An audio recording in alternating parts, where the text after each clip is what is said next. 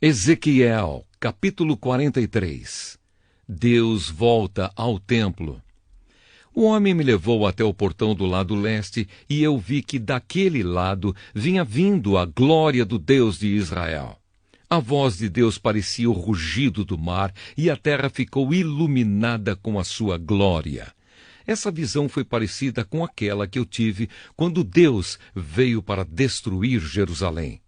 Também foi parecida com aquela que eu tive na beira do rio Quebar.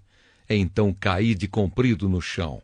A glória do Senhor passou pelo portão do lado leste e entrou no templo. Então o Espírito de Deus me levantou e me levou até o pátio de dentro, e eu vi que o templo estava cheio da glória do Senhor. O homem ficou ali ao meu lado, e eu ouvi o Senhor me dizer de dentro do templo: Homem mortal, o meu trono está neste lugar. Vou morar aqui no meio do povo de Israel e vou governá-lo para sempre. O povo de Israel e os seus reis nunca mais tornarão impuro o meu santo nome, adorando outros deuses, nem sepultando perto do templo os corpos dos seus reis. Os reis construíram a entrada e os pilares do seu palácio encostados na entrada e nos pilares do meu templo, e assim, entre nós, ficou apenas uma parede. Eles profanaram o meu santo nome por causa de todas as coisas vergonhosas que fizeram, e por isso, na minha ira, eu os destruí.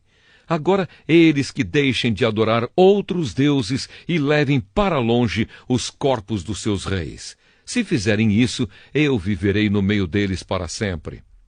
E o Senhor continuou: Homem mortal, fale com o povo de Israel a respeito do templo, para que eles estudem a sua planta. Faça com que fiquem envergonhados por causa dos seus pecados. Se eles ficarem com vergonha do que têm feito, explique a planta do templo para eles, isto é, o seu modelo, as entradas e saídas, as formas, o modo como tudo está arrumado e todas as leis e regulamentos. Escreva todas essas coisas para que eles possam ver como tudo está arrumado e para que cumpram todos os regulamentos. Esta é a lei do templo. Todo o terreno que fica em volta dele, no alto da montanha, é santo e sagrado. O altar. Seguem as medidas do altar, usando-se as mesmas que foram usadas para medir o templo. Na base do altar, em toda a volta, havia uma valeta de 0,5 metro de fundura por 0,5 metro de largura. Do lado de fora, havia uma beirada de 25 centímetros de altura. A parte mais baixa do altar tinha 1 metro de altura. A parte do meio media 2 metros de altura e estava afastada 0,5 metro da beirada em toda a volta. A parte de cima também estava afastada 0,5 metro da beirada em toda a volta. Essa parte de cima também tinha 2 metros de altura, e sobre ela eram queimados os sacrifícios. Os 4 cantos dessa parte eram salientes e virados para cima. A parte de cima do altar era quadrada, medindo 6 metros de cada lado. A parte do meio também era quadrada, medindo 7 metros de cada lado. Em volta dela havia uma beirada de 25 centímetros de altura. A valeta media 0,5 metro de largura. Os degraus do altar ficavam no lado leste. A consagração do altar. O Senhor Deus me disse: Homem mortal, escute o que estou lhe dizendo. Quando o altar estiver construído, você vai consagrá-lo, queimando sacrifícios em cima dele e borrifando nele o sangue dos animais que forem sacrificados.